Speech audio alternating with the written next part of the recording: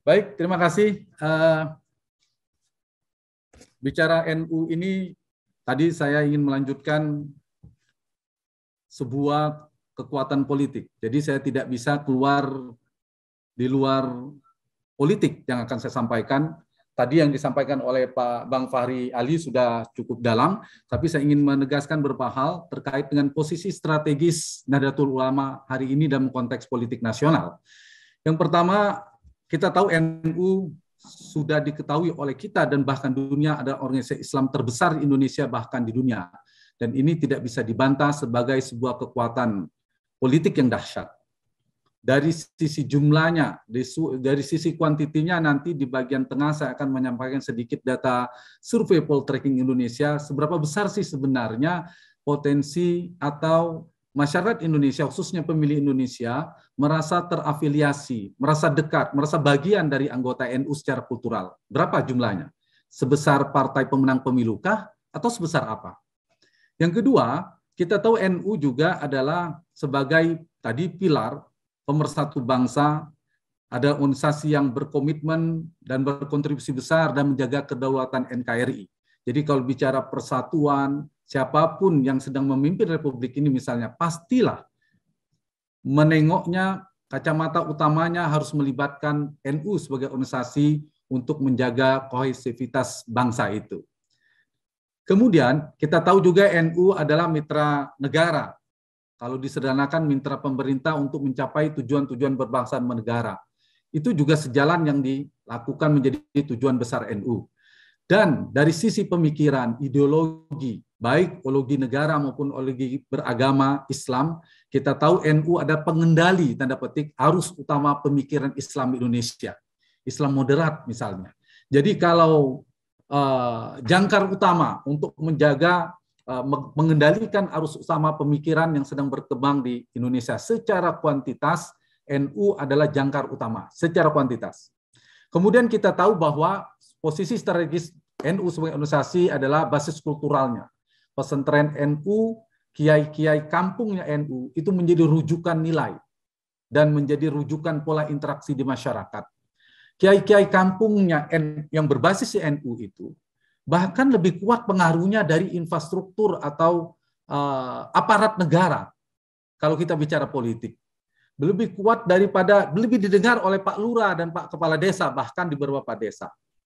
Jadi kalau, apalagi dibandingkan ketua partai di daerah masing-masing, jadi pengaruhnya sangat besar. Jadi kalau ternyata NU ini bagus, sebenarnya memberi kontribusi paling besar bagi baik atau buruknya negara kita, Republik ini. Dan kalau dimasukkan lagi tadi seperti saya katakan, patronase soal kiai sangat kuat, karisma kendali masanya sangat kuat. Jadi gerakan sosial, gerakan sosial politik, diperluas lagi soal kesetiakawanan dan sebagainya, itu kalau digerakkan oleh NU kultural khususnya, yang berbasis di kampung, di masyarakat kita, di bawah, itu sangat tinggi dan sangat kuat sekali. Kemudian, basis Islam tradisional NU sangat luas dan menyebar hingga ke pelosok tanah air. Itu sangat tinggi sekali. Dan saya kira NU adalah organisasi yang paling bisa diandalkan untuk melakukan sosialisasi nilai-nilai bernegara kita. Nah, singkatnya saya ingin hendak mengatakan jumlah besarnya warga Nahdlatul Ulama ini, Nahdiyin ini, memiliki bobot politik strategis. Itu kesimpulannya. Jadi garis besarnya itu. Bobot politiknya sangat strategis sehingga NU kadangkala menjadi seperti tanda petik ya sangat seksi sekali, seperti gadis cantik yang luar biasa, tapi di tengah para penyamun laki-laki yang siap memangsa, kira-kira gitu kalau dibandingkan dengan dinamika politik praktis Indonesia.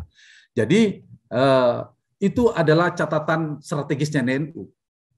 Nah, tadi juga sudah dikaitkan oleh dua narasumber kita sebelumnya.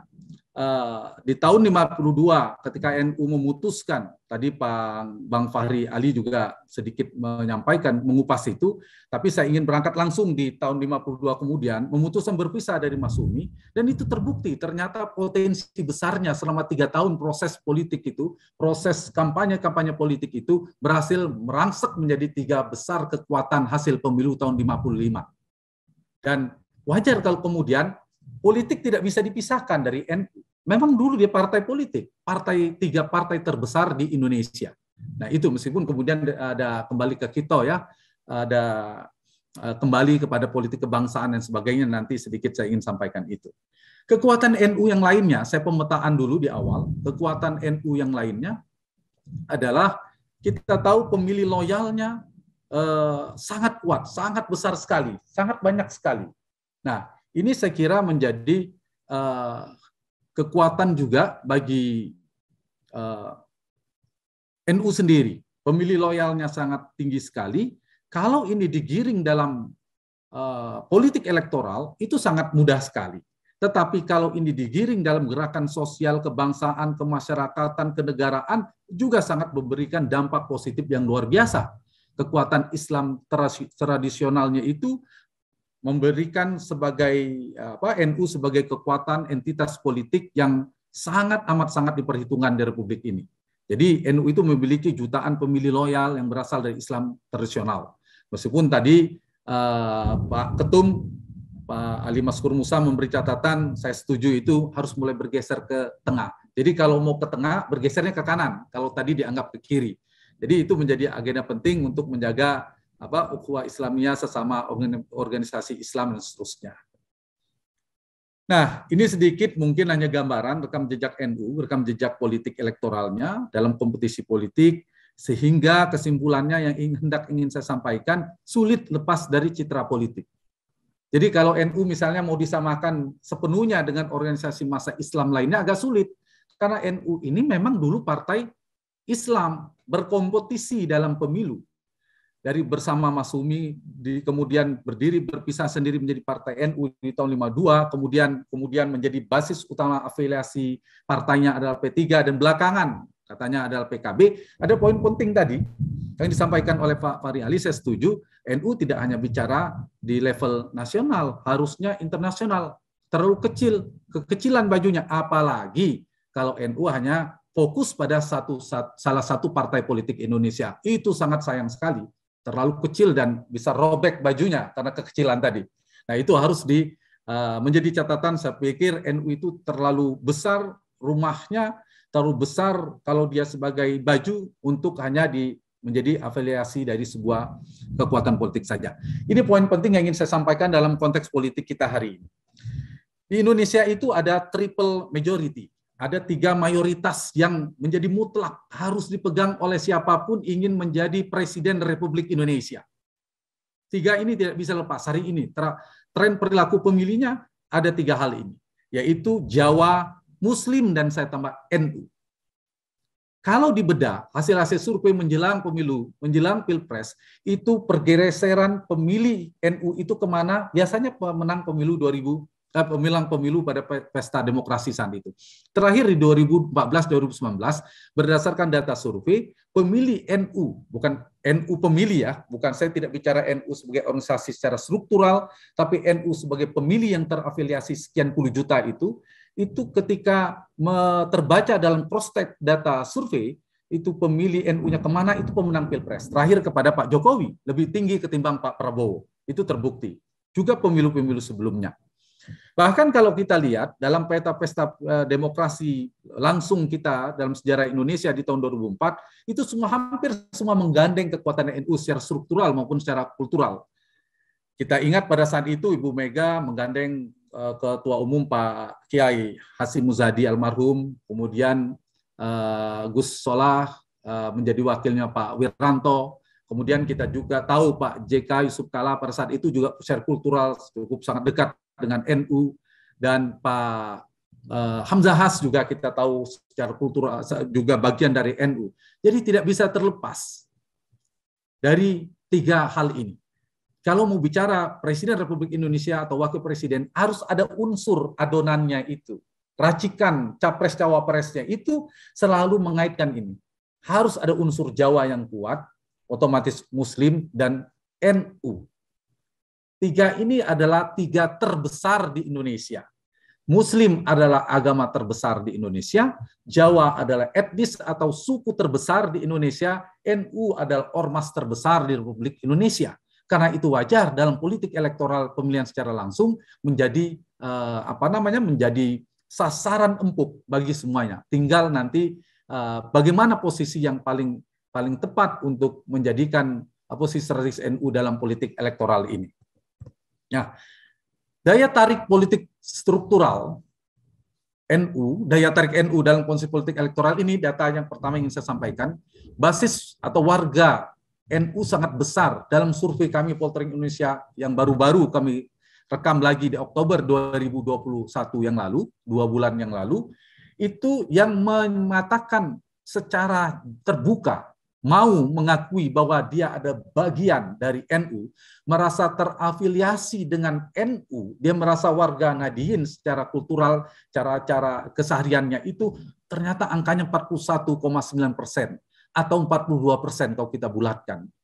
Ada data pernah sampai hampir 50%, sangat tinggi sekali. Kalau kita asumsikan pemilih Indonesia di DPT-nya katakanlah plus minusnya lebih kurang 200 juta, artinya ada 80 sampai 90 juta pemilih, bukan warga negara Indonesia. Lebih tinggi kali jika warga negara. Pemilih Indonesia itu merasa terafiliasi 80 sampai 90 juta pemilih. Bandingkan dengan jumlah pemilih partai terbesar saat ini PDI Perjuangan, yaitu 27, sekian persen dengan 128 kursi.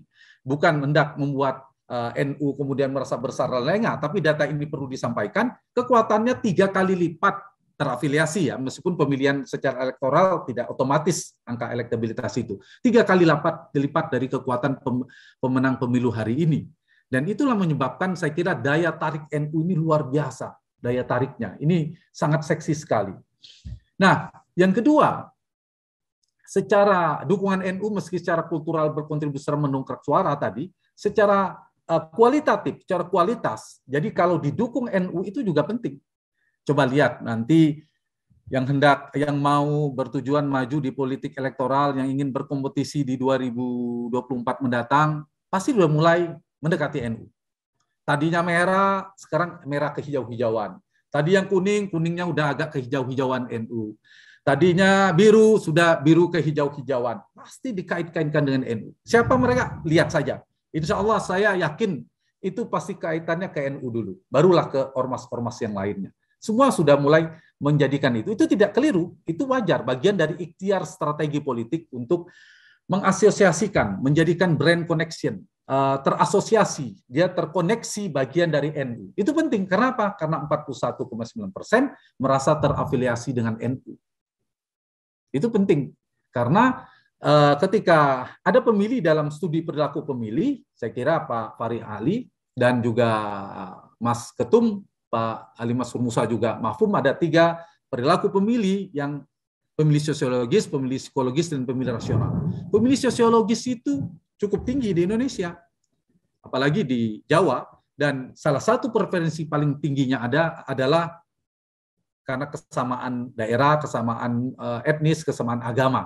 Nah, kesamaan agama dan karena NU-nya itu juga menjadikan variabel penting dalam kompetisi politik elektoral kita. Dan yang ketiga adalah patronase kiai dalam kendali massa. Jadi rujukan masyarakat dalam menentukan pilihan politik sangat tinggi. Jadi kalau orang lihat saja ingin menjadi gubernur Jawa Timur, ingin menjadi presiden Republik Indonesia sebagainya, itu pastilah sowan ke kiai-kiai kultural maupun strukturalnya NU. Itu saya ingin menunjukkan bahwa sampai hari ini variabel itu, dimensi-dimensi ini sangat menentukan, sehingga menjadi seksi. Kalau ini ditransaksikan dalam makna netral, kemudian ini dimanfaatkan secara positif, tetapi bisa juga sebaliknya, karena mewahnya, besarnya yang dimiliki oleh NU ini sebagai basis secara politik, saya kira membuat siapapun tergiur untuk menggoda NU, atau dari luar pagar, dari eksternal, maupun siapapun yang di dalam akan merasa tergoda, tertarik untuk memanfaatkan ini. Tinggal pemanfaatannya itu untuk kemaslahatan umat, kemaslahatan NU, kemaslahatan kelompok atau partai saja atau personal saja. Itu saja sebenarnya pemanfaatannya kira-kira. Nah, hal lainnya saya kira catatan saya NU secara tegas di Muktamar Situbondo, kembali ke Quito, saya ingin mulai bergeser. kembali mengingatkan, meskipun betul NU tidak bisa keluar dari citra politik tadi, tetapi pada praktiknya tadi ya, NU sulit dilepas dari politik praktik kekuasaan. Dalilnya sederhana, NU sebagai organisasi struktural tidak terafiliasi dengan kepentingan politik, namun berpolitik adalah hak personal, kultural setiap warga NU. Jadi NU itu berjarak dengan semua partai mestinya ya, meskipun ya tidak bisa sama, pasti adalah kecenderungan mungkin tendensinya karena warnanya sama-sama hijau, kedekatannya mungkin 10 cm gitu. Karena yang lainnya warnanya biru, ya mungkin kedekatannya bisa agak jauh 5 meter. Karena warnanya merah 30 meter dan seterusnya. Jadi soal kedekatan saja. Nah, kalau misalnya terlalu dekatnya dengan salah satu warna kekuatan politik, maka itu memang menguntungkan warna-warni itu. Yang paling diuntungkan adalah kekuatan partainya. Tetapi tidak begitu menguntungkan bagi NU sebenarnya. NU dibutuhkan oleh semua warna dan semua partai. Bagaimana NU memanfaatkan semua entitas itu sebagai simbiosis politik mutualisme. Jadi saling menguntungkan. Jangan sampai sifatnya parasitisme, artinya atau komensialisme politik, simbiosis, artinya hanya menguntungkan salah satu pihak.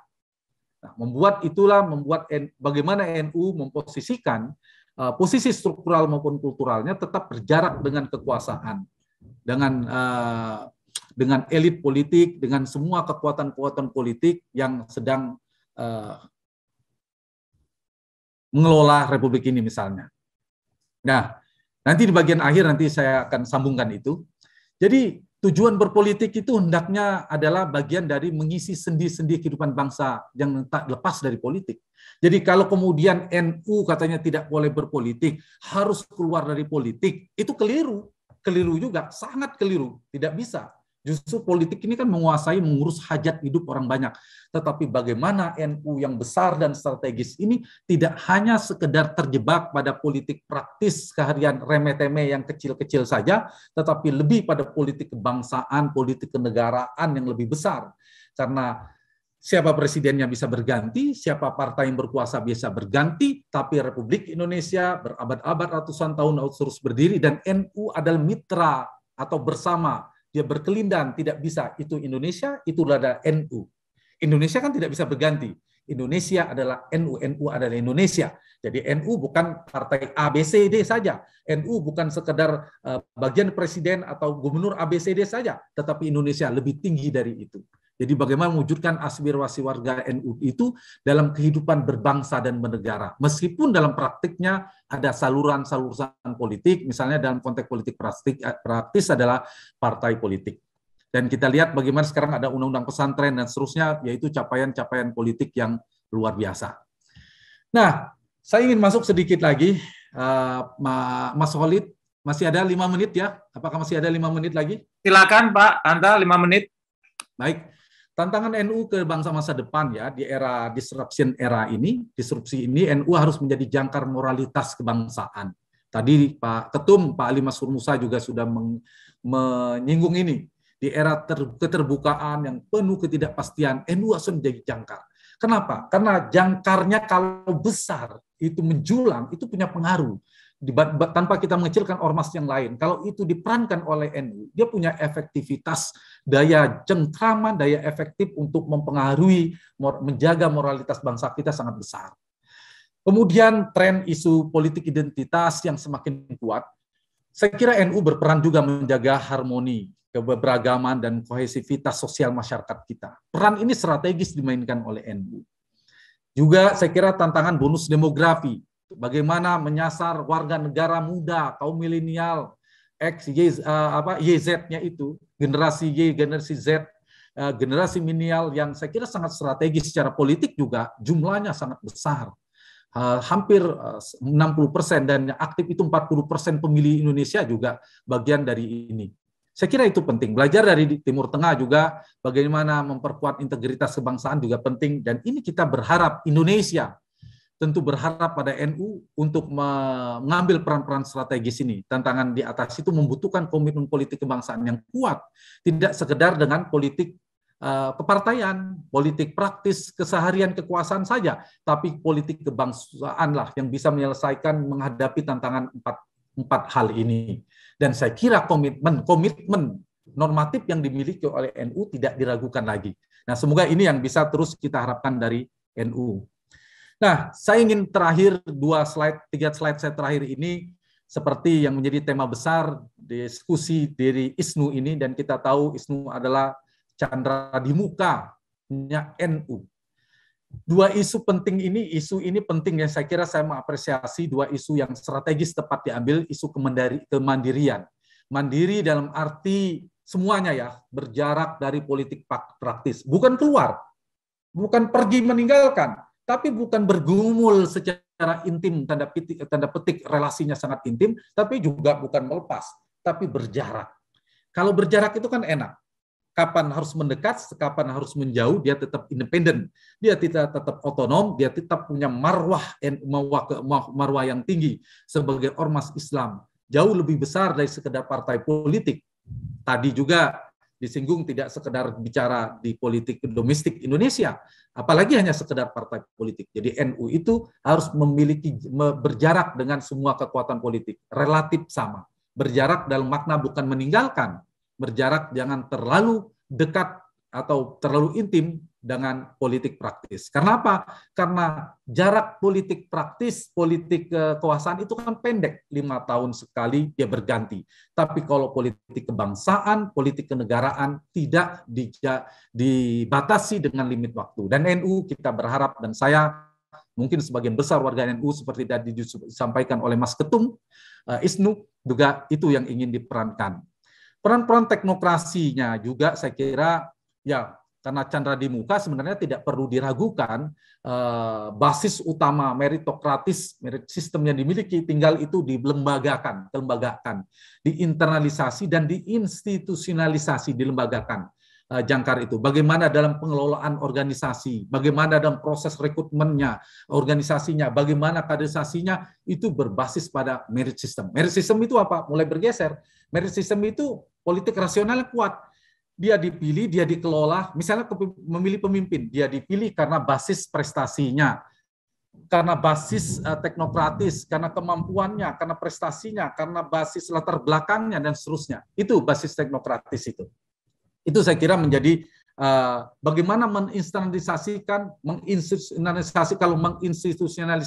melembagakannya itu ya masuk dalam regulasi, peraturan, organisasi. Kalau internalisasi dalam kebiasaan keseharian, dalam mengelola organisasi, dalam kaderisasi dan seterusnya.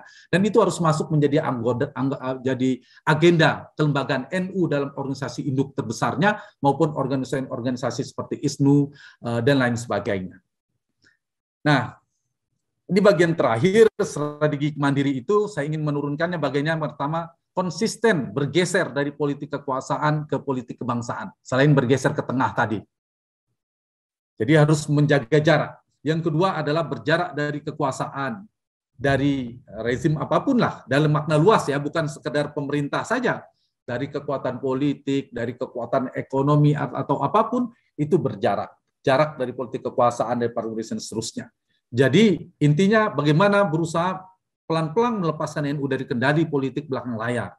NU harus independen menentukan sikap politiknya. Jadi mau berkawan, idealnya berkawan dengan semua, jadi kapan harus bekerja sama, kapan harus berjarak, berapa jaraknya, itu ditentukan secara independen oleh NU.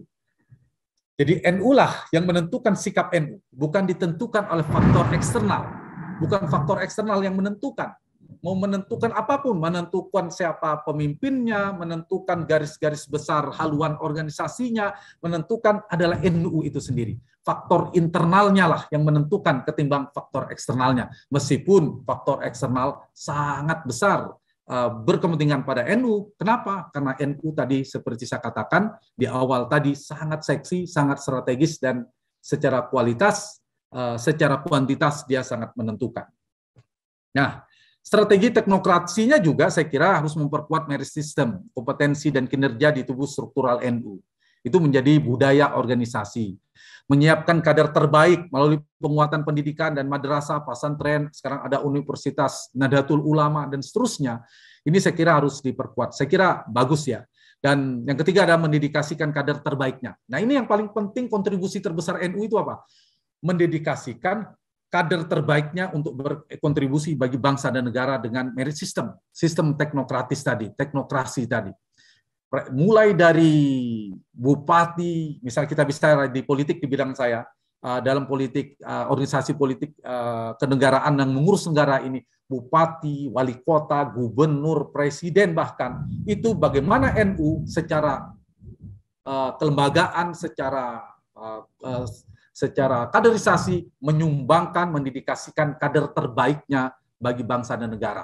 Kalau itu sumbangsi terbesarnya, kemudian si pemimpin kemudian menjalankan amanah konstitusi dengan baik, sebaik-baiknya, menjalankan mimpi-mimpi kita, tujuan-tujuan kita berdemokrasi, tujuan kita bernegara, berarti itu menjadi jariah, amal jariah bagi NU juga, karena presidennya, wapresnya juga membawa amanah dari yang digarisbawahi oleh NU. Saya kira itu yang dapat saya sampaikan sebagai pengantar diskusi melengkapi apa yang disampaikan oleh Pak Ketum Ali Maskur Musa tadi maupun Pak Bang Pari Ali tadi sudah menyampaikan cukup komprehensif, saya mendengarnya secara seksama, dan ISNU saya kira memiliki peran amat strategis karena sebagai candera di muka paling utama, jangkar utama bagi perwajahan NU ke depan. Terima kasih. Assalamualaikum warahmatullahi wabarakatuh. Oke, kalau gitu sambil ini mungkin Pak Hanta tadi yang sudah diadres secara langsung, kami persilakan untuk memberikan feedback itu. Nanti akan diberikan komentar juga oleh dua narasumber lain. Silakan Pak Hanta. Baik, suara saya terdengar ya? Oke Pak, oke Pak. Terima kasih. Mas Munir, Pak Munir, tadi di awal saya mencatat Pak Munir menyayangkan kenapa NU selalu hanya ambil nomor 2. Nah, tapi terakhir Mas Munir juga merekomendasikan Pak Ketum Ali Maskur Musa di nomor 2. Kenapa nggak disarankan didorong nomor 1 kalau gitu? Jadi kan sudah cocok jadi wapres. Nah, gitu. Jadi memang siapapun ingin jadi presiden, gitulah kira-kira kekuatan politik di Indonesia ini mikirnya wakilnya harus NU memang. Kalau belum NU, segera di NU-kan. Udah, saya ngomong praktis begitu aja. Coba perhatikan sekarang. Jadi sekarang, kalau sekarang udah nggak kita bahas lagi. Kalau Pak Jokowi yang sekarang, tulen NU-nya kan, Pak Kiai. Tentu strategi politiknya. Ya, jadi kita saya kira tergantung pada NU-nya. Kalau sekedar targetnya adalah target sekedar nomor 1, nomor 2, ya sebenarnya sudah melampaui. Sekarang pun sudah nomor 2 itu sudah sangat luar biasa. Tetapi menurut saya bukan sekedar itu saja. Bagaimana peran NU bisa mewarnai semua warga, kebijakan pengelolaan negara kita dan seterusnya. Itu yang jauh lebih penting. Sehingga coba saya tanya, di partai mana yang NU-nya tidak ada? Hampir semua ngaku ada NU-nya. Tanya aja, yang warna merah, warna biru, warna kuning, semua bilang ada NU-nya. Meskipun di hijau yang paling banyak ya, Pak Ali Maskur Musa ya.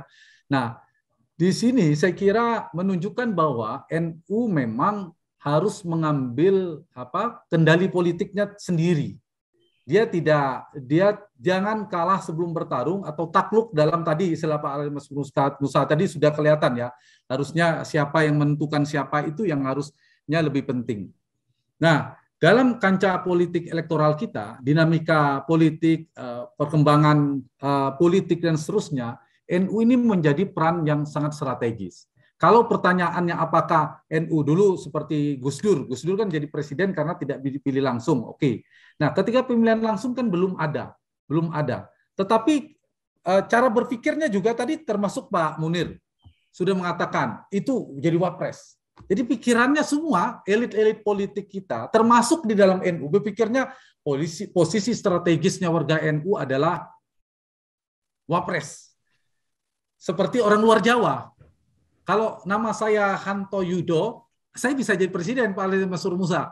Nah, karena saya A, ya jadi paling tinggi cita-citanya di wapres. Saya kira-kira gitu kira-kira.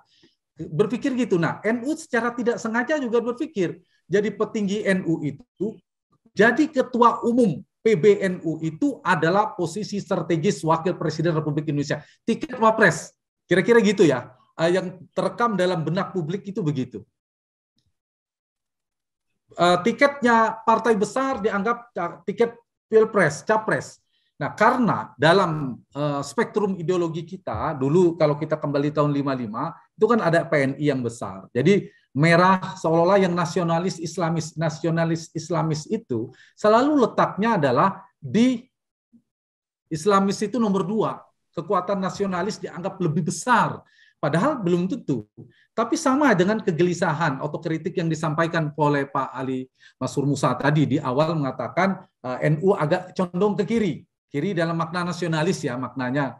Condong ke kiri. Nah, NU sendiri sebenarnya memang ke sana. Menganggap NU atau Islamis itu kekuatan nomor 2. Cara berpikir kita kekuatan nomor 2. Kekuatan Islam itu kekuatan nomor 2. Nah, bagaimana itu direkonstruksi?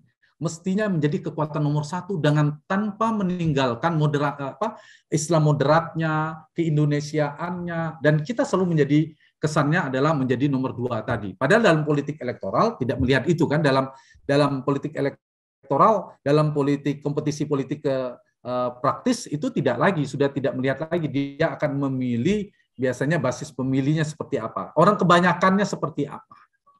Nah, saya kira kekuatan NU itu justru di moderatnya, ya. Jadi bukan sebuah kelemahan. Kalau tadi dibilang sebagai kenapa kita harus moderat, ya itulah kekuatan NU. Kalau bukan moderat bukan NU, kira-kira gitu kalau dalam persepsi saya. Kekuatan NU itu di moderatnya. Kalau digeser, NU bukan tidak sekuat itu lagi.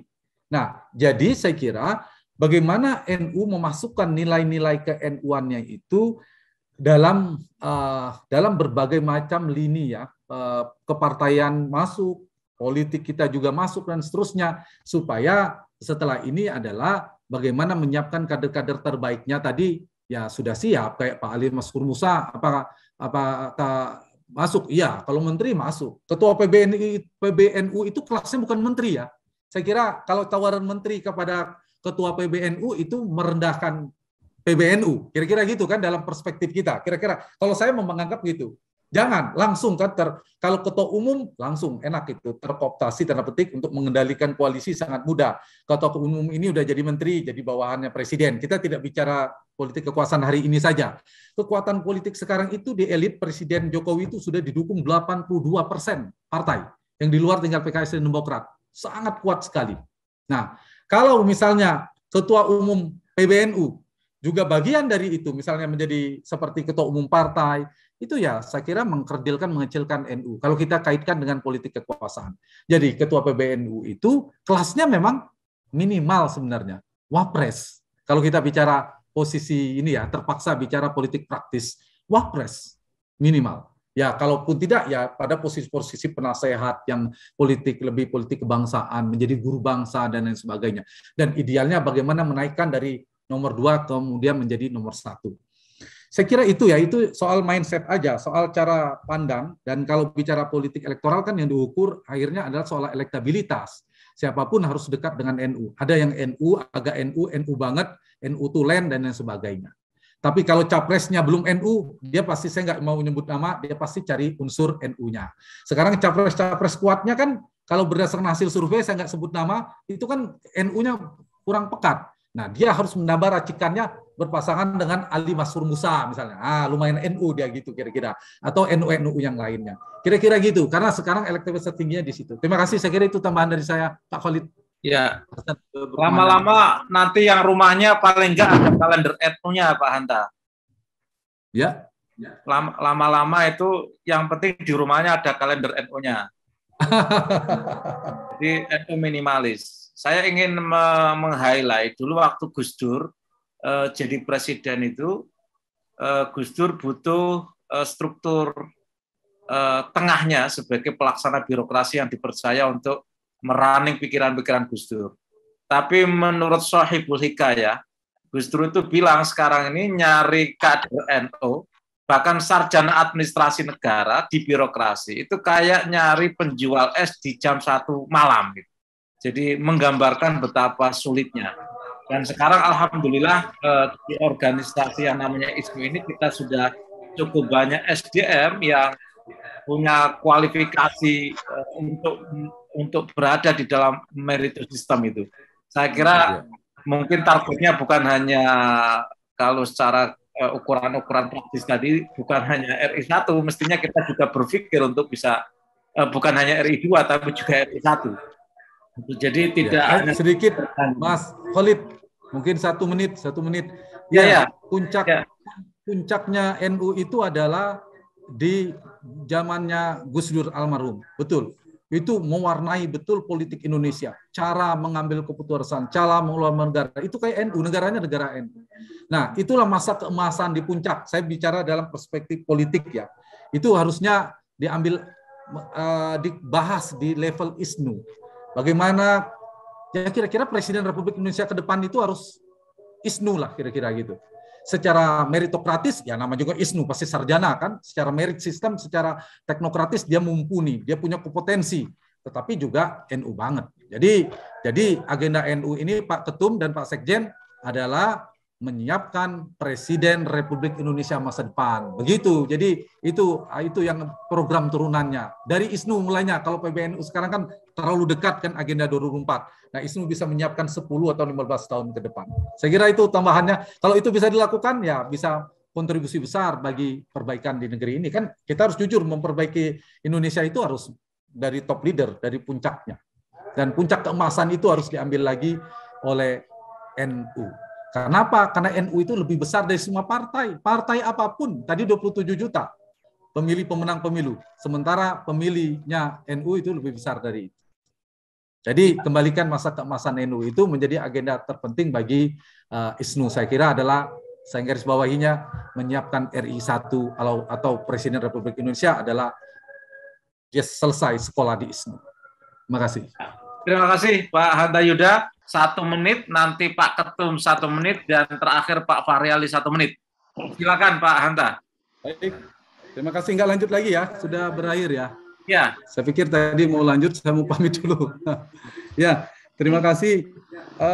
Menarik sekali ya, saya kira diskusi kita diperkaya tadi autokritik dari Pak Ali Masrur Muskesa, kemudian wejangan yang sangat penting dari Bang Fahri Ali, senior kita, itu jadi penting buat tidak hanya buat ISNU, buat NU, untuk benar-benar saya kira kembali ke khitoh itu sebenarnya, tetapi juga realitasnya nanti harus kita hadapi seperti apa. Tapi Bang Fahri Ali nggak usah khawatir, nggak ada ini potensi. Saya jujur harus mengatakan para ketua umum PBNU ini nggak ada potensi akan bertarung di 2024 seperti 2024. 2024 ini tidak beda dengan 2004. Jadi kemungkinan justru ini mungkin saya nggak tahu kekuatan Pak Kelemahan. Jadi potensi yang belum ada. Nama-nama yang kalau dijaring dari radar-radar survei justru belum ada yang moncer dari NU maupun yang disebut santer akan tetap menjadi ketua PBNU atau akan menjadi calon ketua PBNU. Ya, itu menjadi PR-nya kira-kira ke depan. Cuma itu yang saya sampaikan adalah realitas cara berpikirnya elit politik kita, politisi kita di luar NU dan di NU sendiri seringkali berpikirnya adalah seperti itu. Yang kemudian sudah merasa nomor 2. Ya, jatahnya cawapres dan sebagainya. Nah, NU saya kira apalagi ISNU ini menjadi candra di mukanya harus berpikir NU itu kelas 1. Adalah orang yang terdidik, yang punya kemampuan kompetensi teknokrasi yang tinggi, kira-kira begitu. Sehingga urusan-urusan itu selesai, kemudian bagaimana menjaga jarak kemandirian secara ekonomi tadi harus semakin teragendakan, tadi masukannya banyak, secara politik juga. Jadi kalau selesai urusan domestik kenegaraannya, barulah menurut saya NU akan dilihat oleh dunia, akan diundang, akan menjadi kekuatan, menjadi power betul-betul di dunia kalau urusan domestiknya selesai. Nah, urusan domestik itu selesai artinya apa? Urusan ekonomi, urusan politiknya tadi, urusan teknokrasi dan lain sebagainya tadi itu harus selesai. Saya kira sampai kapanpun realitasnya NU mungkin di 2024 tidak muncul, nanti di 2029 akan ditarik-tarik atau ada yang menariknya atau orang yang memang sengaja membawanya keluar. Kira-kira begitu. Jadi politik kebangsaan, politik gagasan, politik ide lah yang harus diperkuat di NU, meskipun realitasnya sulit untuk mungkiri. Sekarang pun siapapun tadi saya katakan pasti lengket ke NU. Yang mau jadi capres, jadi cawapres, semuanya udah geser pelan-pelan menuju NU. Jadi kira-kira kalau ingin tadi perannya di ISNU, ingin mengambil peran strategis yang politik kelas tinggi tadi seperti Bang Fahri Ali maupun Bang Mas Ali Maskur Musa katakan, maka siapkan NU di ISNU. Tapi kalau Anda ingin berkarir di politik, masuklah PDI Perjuangan atau PKB atau P3. Keliru kalau masuknya ke NU, kira-kira gitu kalau mau kembali ke Hito. Tetapi itu politik praktisnya. NU yang paling penting bagaimana mewarnai bangsa ini. Apakah lewat instrumen partai politik, mau lewatin instrumen apapun, karena bernegara itu kan berkonstitusi. Bagaimana membuat konstitusi itu hidup dan betul-betul dilaksanakan oleh para pemimpin kita, saya kira. Poin saya adalah apapun, ISNU adalah candra di mukanya NU. Mau lihat wajah NU 5-10 tahun ke depan, ya inilah wajahnya ISNU. Dan saya setuju itu ISNU adalah penentu NU. Kalau NU kita sebut adalah wajah Indonesia, maka NU adalah wajah Indonesia, ISNU adalah wajah NU masa depan. Terima kasih. Assalamualaikum warahmatullahi wabarakatuh. Luar biasa.